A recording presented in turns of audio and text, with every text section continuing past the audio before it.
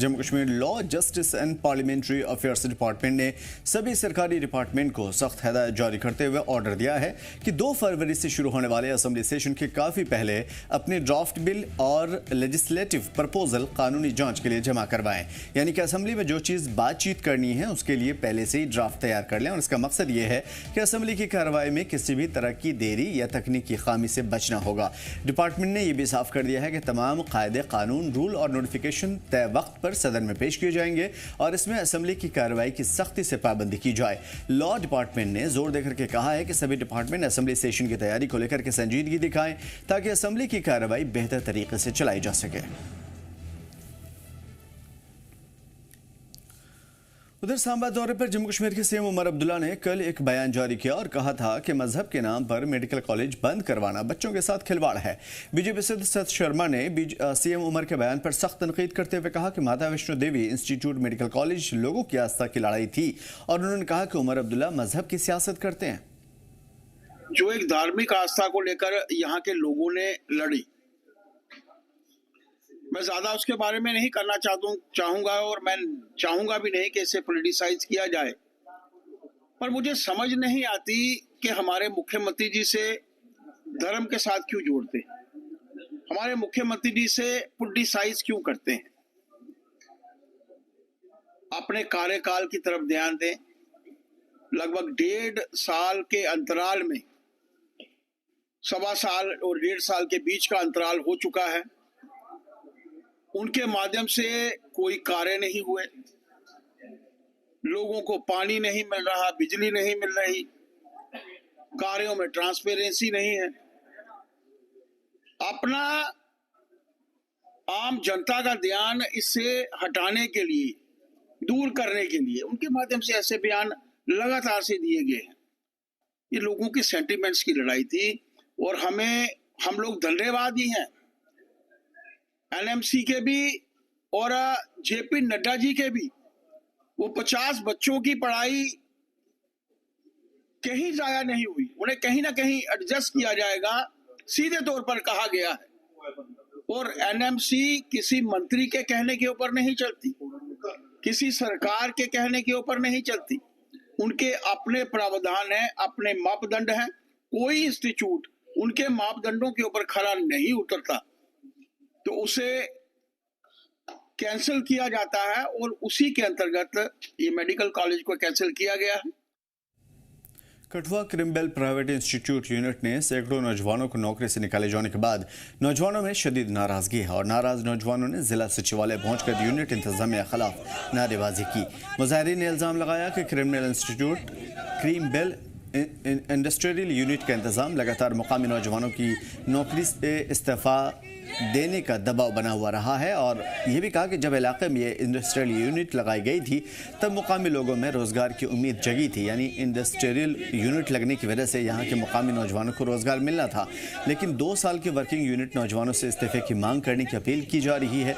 नौजवानों का कहना है कि यूनिट इंतजामिया ने बिना किसी नोटिस के कई मुलाजमीन को एक झटके से बेरोजगार कर दिया, जिसका उनके सामने शदीद माली तंगी का सामना है। मुजाहिरीन ने जिला इंतजामिया से मांग की है कि वो इस मामले का नोटिस लें और फैक्ट्री इंतजामिया को तलब कर जवाबदेही तय करें। लगभग ये 300 के करीब लड़का जो है, जो हमारी घाटी में इंडस्ट्री लगी है क्रीमबेल, उसमें काम करता था और लगभग टोटल जो वहाँ एम्प्लॉयमेंट है वो 800 के करीब है और 300 लोकल है। पहली बात तो ये कि रूल ऑफ का वायलेशन है एम्प्लॉयमेंट का, क्योंकि हमने इंडस्ट्री इसलिए इसी शर्त पर मंगवाई थी यहाँ पर कि हमारे लोकल लोगों को रोज़गार मिलेगा। ये लोग सस्ती बिजली ले रहे हैं, सब्सिडियाँ वगैरह ले रहे हैं, सब कुछ ले रहे हैं, हमारे लोगों को गंदा पानी भी पिला रहे हैं, लेकिन जो हमको मिलनी चाहिए लोकल लोगों को रोज़गार, वो नहीं मिल रहा है। और 300 लोगों को इन्होंने आज जवाब दे दिया। ये सारे का सारा लड़का जो आज आया हुआ है इसी चक्कर में है। मेरा कहने का तात्पर्य यह है कि इंडस्ट्री इसलिए लगवाई गई थी कि हमारे लोकल लोगों को, क्योंकि ये इस स्टेट में इंडस्ट्री नहीं थी, इसलिए लगवाई गई थी। अगर ये लोकल लोगों को रोज़गार नहीं देंगे तो हम इनकी जो इनकी इंडस्ट्री है वो चलने नहीं देंगे। और ये क्रीमबेल जो है ये एक जराई में भी लगा रही है, बागथली में वहाँ इंडस्ट्री लगा रही है। अगर वहाँ घाटे में चल रही है तो फिर वहाँ क्यों लगा रहे हैं? जैसे कि हमें एक दिन पहले बताया जा रहा है कि आप भाई रिज़ाइन दे दो, रिज़ाइन दे दो और काम छोड़ दो। तो इसका मतलब क्या हुआ सर, एकदम से निकाले जा रहा है हमें। हम वहाँ काम करते थे, ठीक है। तो हमारे काम कर रहे हैं आप लोग? मैं कल लगभग 2 साल से काम कर रहा हूँ, 2 साल होने वाले हैं। और कितने युवा जिनको वहाँ से निकाला गया है? युवा हमारे पास सर कोई कम से कम 150-200 लोग होंगे जो जिनको निकाला गया वहाँ से। और इन्होंने ग्रुप वाइज नहीं निकाला है, इन्होंने कुछ थोड़े लोग निकल के निकाले हैं। जैसे 10 लोग एक बार निकाल दिए, 10 लोग एक बार निकाल दिए, 20 एक बार निकाल दिए। किसी को इन्होंने एक साथ इकट्ठा नहीं होने दिया। सारे लोकल निकाले हैं बाहर के? मतलब ज़्यादातर लोकल ही हैं सर, कुछ होंगे बाहर के, कोई 5-7-10%, 5% ही होंगे सर बाहर के। पुंछ में कांग्रेस को बड़ा झटका लगा है। कांग्रेस के यूथ लीडर कमर अली काज़मी अपने सैकड़ों हामियों के साथ बीजेपी में शामिल हो गए हैं और इस मौके पर ज्वाइनिंग प्रोग्राम में बीजेपी लीडर और डीडीसी चेयरमैन मेंढर से डीडीसी के चेयरमैन इंजीनियर वाजिद बशीर खान टिक्कू और पार्टी के दीगर सीनियर लीडरों में मौजूद रहे। इस मौके पर बड़ी तादाद में नौजवानों की मौजूदगी देखी गई, जिन्हें बीजेपी की पॉलिसी और क़यादत पर भरोसा जताते हुए पार्टी में शामिल होने का फैसला किया। बीजेपी लीडरों ने नए अरकान का पार्टी में इस्तकबाल भी किया। कमर अली काज़मी साहब की ज्वाइनिंग की वजह से हम आज अपने आप को खुद को मजबूत समझते हैं कि कमर अली काज़मी साहब हमारे परिवार में शामिल हुए। हमारे डिस्ट्रिक्ट प्रेसिडेंट साहब गुरदीप सिंह खालसा जी की क़यादत में वो आज ज्वाइन हुए यहाँ पे। और हम आज मजबूत, हम बीजेपी को एक ताकत मिली है और यूथ की ताकत मिली है और इंशाल्लाह आगे पार्टी हमारी बढ़ेगी। और आइंदा भी कमर अली काज़मी साहब ने भी कहा कि हम ईमानदारी से काम करेंगे।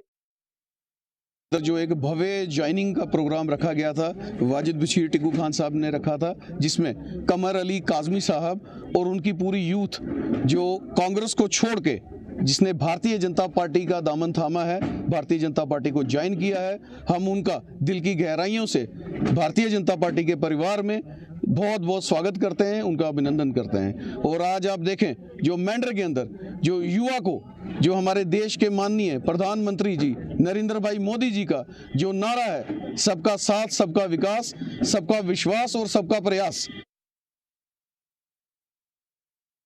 ये जो लीडरशिप चल रही थी, ये सिर्फ मेरी अकेले की नहीं चल रही थी, मेरे साथ यूथ थी, मेरे साथ आवाम थी।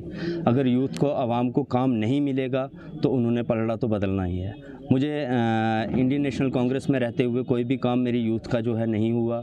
मेरी यूथ बहुत परेशान थी और नरेंद्र मोदी जी का नारा है सबका साथ, सबका विकास, सबका विश्वास। और हमने देखी भी है डेवलपमेंट, विश्वास भी देखा है, विकास भी देखा है, जिस वजह से आज हमने भरपूर बहुमत में जो मेरे साथ मेरे लड़के थे, मेरी यूथ थी, वो पिछले 10 साल से मेरे साथ है और आज भी मेरे साथ है और इंशाल्लाह इसके बाद भी मेरे साथ रहेगी। हम सब ने मिलकर ये फैसला लिया कि हम बीजेपी को ज्वाइन करें और अपना जो काम है, अपने मेंढर की डेवलपमेंट देखें, डेवलपमेंट निकालें। जो भी हमसे काम हो पाएगा हम इंशाल्लाह मिलजुल कर वाजिद खान साहब के साथ मिलजुल कर हम सब काम करेंगे मेंढर का।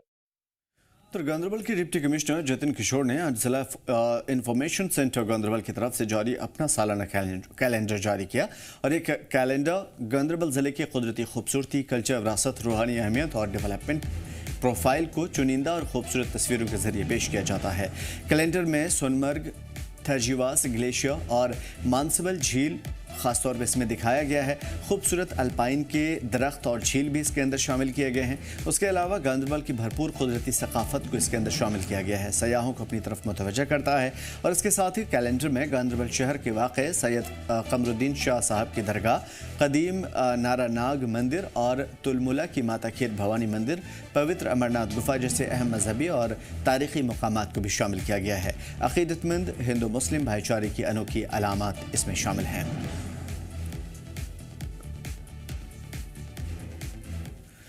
डिजिटल एजुकेशन ढांचे को मजबूती देने की सिमत में एक अहम कदम उठाते हुए बानिहाल MLA सज्जाद शाहीन ने आज असम्बली हल्का बानिहाल गुल की 30 सरकारी हायर सेकेंडरी और हाई स्कूलों को डिजिटल स्मार्ट बोर्ड तकसीम किए।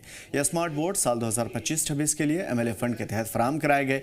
ये programme government boys model higher secondary school Banihal में रखा गया और CEO रामबन मोहम्मद सुल्तान खान और दीगर अफसरान यहाँ पे शामिल हुए।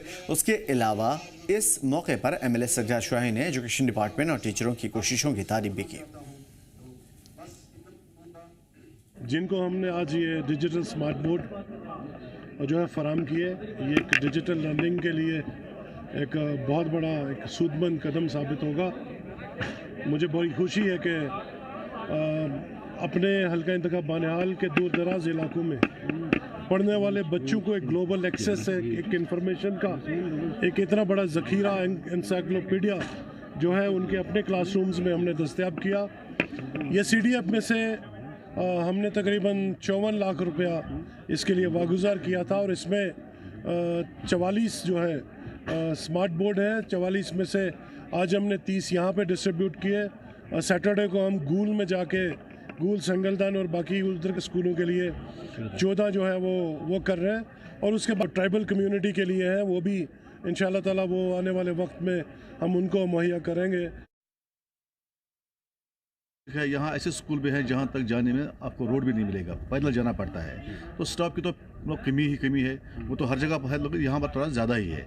तो उस गैप को कम करने के लिए क्या है कि जो हमारे पास ये इंटरेक्टिव पैनल्स आ गई है आज, इससे क्या है कि अगर हम चाहे तो हम कोई भी लेक्चर किसी भी मतलब जो ट्यूटर होगा उसका लेक्चर हम उन बच्चों को मतलब क्या दिखा सकते हैं, उनको पढ़ा सकते हैं आराम से अपने क्लास में बैठ के। अगर वो घर में भी बैठेंगे तो घर में भी वो फ़ोन पर मतलब देख सकते हैं। लेकिन जो ये इंटरेक्टिव पैनल है तो हमारी जो इस वक्त गवर्नमेंट इंडिया की मतलब चल रही है 4-5 चैनल ऐसे जो फ्री हो रही है मतलब एजुकेशन डिपार्टमेंट के लिए। या हमारा एक कोर्स है जिसको हम कहते हैं VSK भी हमारे पास मतलब बहुत सारे के लेक्चरर्स हैं मतलब जो कि मतलब रिकॉर्ड किए गए हैं। उन लेक्चरों को आपको कोई भी टॉपिक कोई भी लेक्चर चाहिए आप वहाँ से वो डाउनलोड कर सकते हैं, इस पर बच्चों को क्या दिखा सकते हैं। मरकजी सरकार की तरफ से सोशल मीडिया पर यह जानकारी शेयर किए जाने के बाद के लंबे इंतजार के बाद भद्रवाह गंडोला यानी कि केबल कार प्रोजेक्ट टेंडर जारी कर दिया गया है और इसे अगले 4 महीने में मुकम्मल कर लिया जाएगा। इस भद्रवाह में खुशी और जोश का माहौल देखने को मिला और आम आवाम के साथ साथ ख़ास तौर पर टूरिज़्म से जुड़े हुए स्टेक होल्डर्स के अंदर भी ज़बरदस्त जोश खरोश नजर आया। हम बहुत बहुत धन्यवाद करते हैं आदरणीय डॉक्टर जितेंद्र सिंह जी का, जो हमारे यहाँ मेंबर पार्लियामेंट भी हैं और वहाँ मोदी जी की कैबिनेट में मंत्री हैं। उन्होंने जो ट्वीट किया है कल कि मठोला टू सियोजधार जो गंडोला लगेगा उसकी DPR के लिए बिड्स ओपन हो गए हैं और बहुत जल्द उस पर काम शुरू होगा और उससे टूरिज्म को एक बहुत बड़ा बूस्ट मिलेगा, क्योंकि सियोजधार पहुँचने के लिए पैदल चल के जाना पड़ता था और बहुत कम लोग वहाँ जा पाते थे। जैसे ये बन जाएगा तो वहाँ लोगों को इजी हो जाएगा आने जाने में। और इसमें भारतीय जनता पार्टी डोडा का बहुत बड़ा रोल है, विशेषकर दिलीप पढ़ियार जो हमारे MLA हैं, ऑनरेबल MLA भद्रवाह, उनका इसमें बहुत बड़ा रोल है और भद्रवाह की पूरी BJP की जो यूनिट है उनका इसमें बहुत बड़ा रोल है। उन्होंने आए दिन प्रयास किया और रोज़ उन्होंने डॉक्टर जितेंद्र सिंह जी को फ़ोन कर करके विवश कर दिया कि डॉक्टर जितेंद्र सिंह जी ने भी इसमें बहुत बड़ा रोल निभाया है और आफ्टर ऑल ये जो ड्रीम कम्स ट्रू हो गया है और बहुत जल्द वहाँ गंडोला लगेगा। गंडोला जब लगेगा, जब इसका काम होगा, बहुत सारे लोग जो काम करते हैं, जो कोई ठेकेदार है, कोई मजदूर है, वो ठेकेदार को ठेकेदारी मिलेगी, मजदूर को मजदूरी मिलेगी। वाइस प्रेसिडेंट BJP डोडा हूँ। हम बहुत ही शुक्रिया करते हैं डॉक्टर साहब का और दिलीप जी MLA साहब का, जिन्होंने मठोला टू सियोजधार के लिए जो गंडोला सैंक्शन करवा दिया है। इससे हमारी इस डिस्ट्रिक्ट को बहुत फायदा मिलेगा, खास करके भद्रवाह में। भद्रवाह के साथ साथ डोडा भी हमारा जो पड़ता है, सारा पूरा डिस्ट्रिक्ट इसमें आ जाएगा इस जुमरे में फायदे के लिहाज से, क्योंकि टूरिज्म इसमें बढ़ेगा। जब भद्रवाह के लिए टूरिज्म आएगा तो ऑटोमेटिकली डोडा भी आना है। हम बहुत ही शुक्रिया करते हैं इस बात पर अपनी पार्टी का, BJP का, खास करके डॉक्टर साहब का, जिन्होंने दिल्ली में मेहनत की है, और दिलीप जी ने जिन्होंने बार बार फोन करके उनको पीछे रहे हैं, और भद्रवाह और डोडा की BJP जो टीम है हमारी सबका। तो इसीलिए हम इस पर ज़्यादा कुछ बोलना नहीं चाहते, क्योंकि ये बहुत ही ज़्यादा फायदा है आम लोगों के लिए भी, खास लोगों के लिए, आप समझो मिडिल क्लास के लिए भी, BPL के लिए भी, सबके लिए, अमीर गरीब के लिए ये फायदा है। बडगाम जिले के इचुगाम इलाके में आज दोपहर एक आगजनी की घटना शामिल हुई और 9 शाला को काफ़ी ज़्यादा गौशाले को नुकसान पहुंचा और आग लगते इलाके में अफरा तफरी मच गई। लेकिन फायर इमरजेंसी सर्विसेज बडगाम लगातार हरकत में नजर आई और फ़ौरन मौके पर पहुंचकर तेज़ी से और मुस्तैदी से कार्रवाई करते हुए आग को फैलने से रोक लिया। इससे नुकसान बहुत कम हुआ। लोगों ने बताया कि अगर फायर ब्रिगेड की टीम मौके पर नहीं पहुंचती तो आग आसपास के रिहायशी इलाकों को चपेट में ले लेती। लोगों ने fire and emergency services Budgam की फौरी कार्रवाई की दिल से तारीफ की।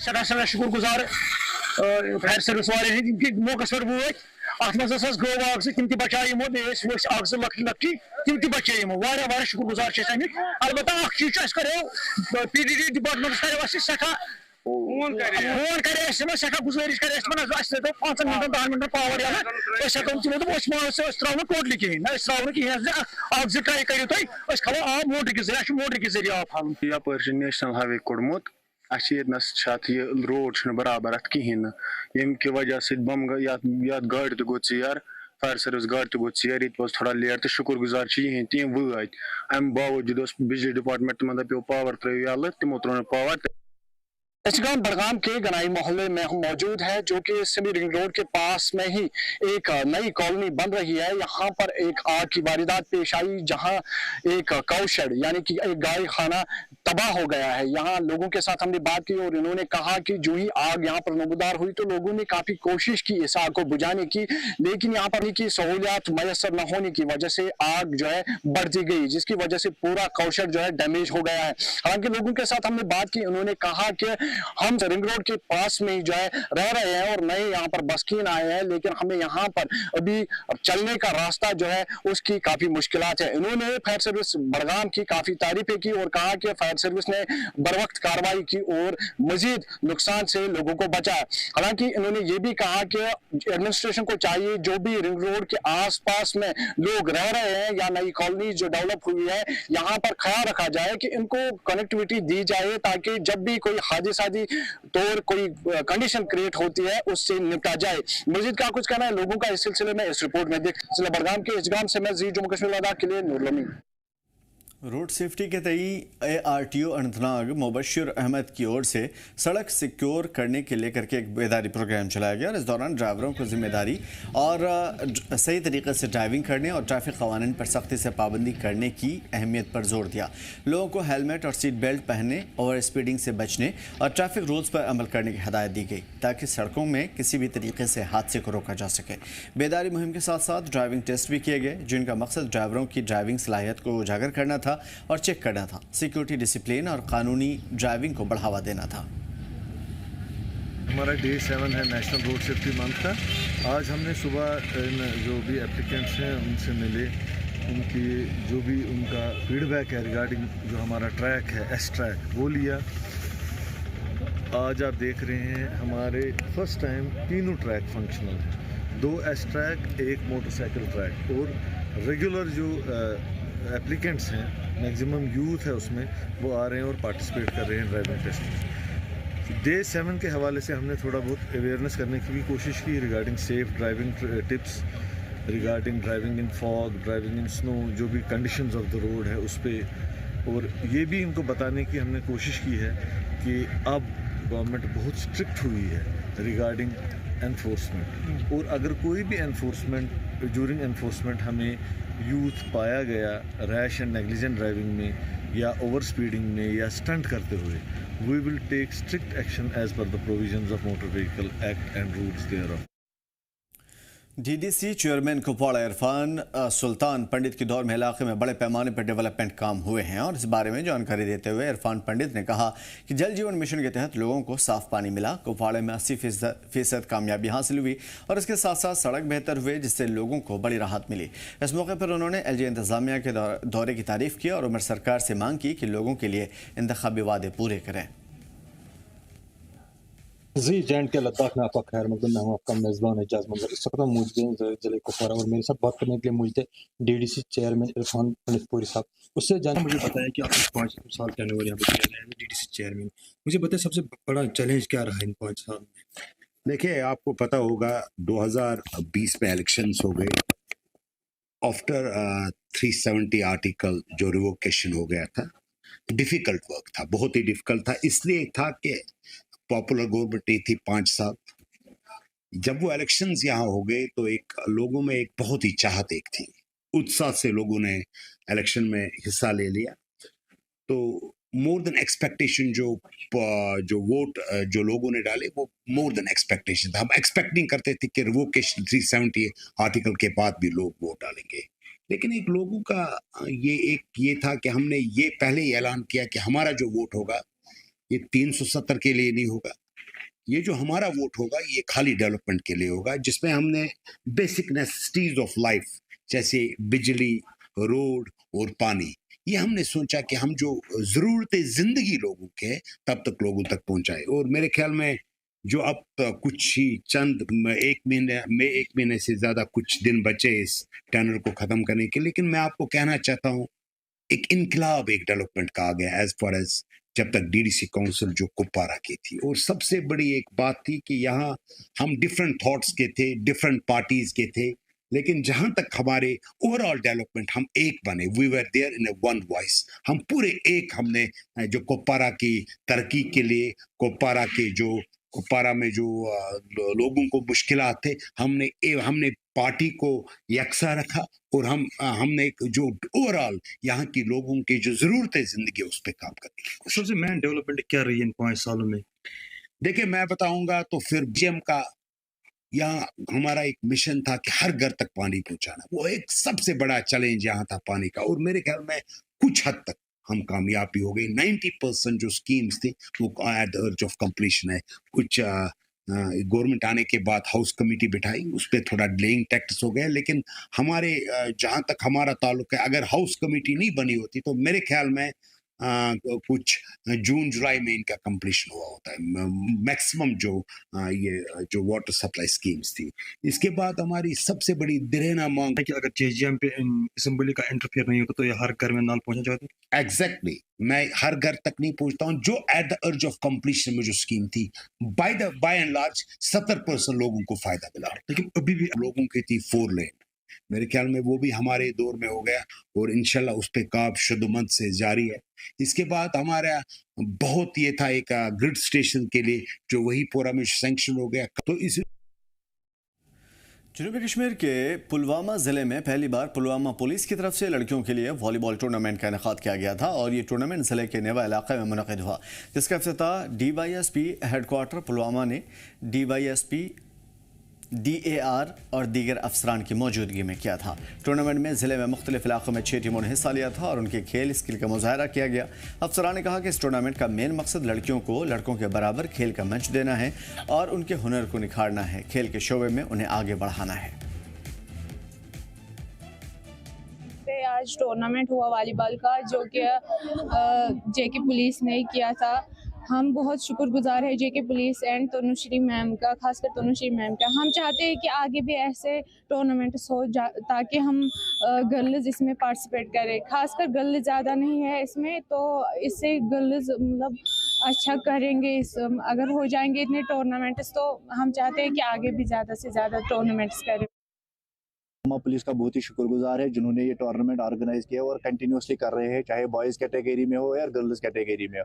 सबसे बड़ी अहम बात यह है कि अगर आज देखिएगा हमारी जो सोसाइटी है ये गलत ट्रैक के ऊपर जा रही है। आप देखिए हमारे नौजवान ड्रग्स के शिकार है, अनएम्प्लॉयमेंट के शिकार है, डिप्रेशन के शिकार है। इस टाइम में ये प्लेटफॉर्म करना एक बहुत ही सराहना कदम है। हमें लगता है कि ऐसे टूर्नामेंट्स और भी ऑर्गेनाइज होने चाहिए और ज़्यादा से ज़्यादा इनका इनेकाद होना चाहिए और ख़ासकर जो फीमेल हमारी फोक है इसको ज़्यादा से ज़्यादा एम्पावरमेंट, इसको एम्पावर करने की ज़रूरत है। तो ये बहुत ही अच्छा इनिशिएटिव है। इसमें हम पूरे पुलवामा पुलिस SSP मैम जो है, SP साहब है, इन सब का बहुत ही शुक्रगुजार है। देखिए ये एक ऐसा प्लेटफॉर्म प्रोवाइड कर रही है पुलिस पूरा, जहाँ पे एक टैलेंट जो हमारी गर्ल्स है इनको टैलेंट दिखाने का एक मौका है। शुक्रगुजार है के पुलवामा डिस्ट्रिक्ट पुलिस का कि उन्होंने हमें ऐसा प्लेटफॉर्म दिया जहां पर हम अपना टैलेंट शो करें। 2026 ईयर की शुरुआत ऐसे स्पोर्ट्स इवेंट से हुई। हम बहुत ही शुक्रगुजार है के पुलिस डिस्ट्रिक्ट पुलवामा का। आपको पता है कि लड़कियों को घर से बाहर नहीं जाने देते हैं, बोलते हैं कि लड़कियां ऐसे खेलने में वो नहीं होना चाहिए क्योंकि लड़की को लड़की ही बननी चाहिए, वो घर के कामों के लिए वगैरह वो ये सब। फिलहाल इस बुलेटिन में इतना ही। मैं दीजिए इजाज़त, देखते रहिए ज़ी जम्मू कश्मीर लता।